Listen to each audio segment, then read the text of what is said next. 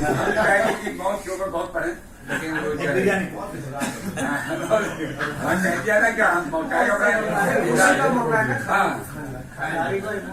कब्र में चैन से वो सोएगा।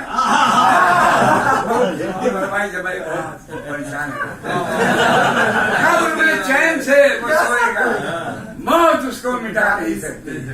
जिसने खाया कब्र रुपया हसनैन, उसको मिट्टी भी खा नहीं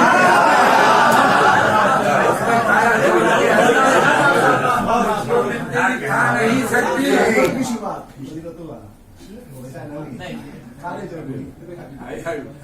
भुलाओ मत।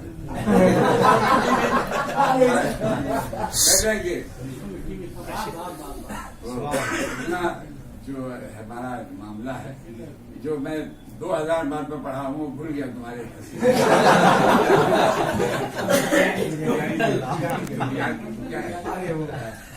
परिसर हो गया बातें ऊपर लगाओ।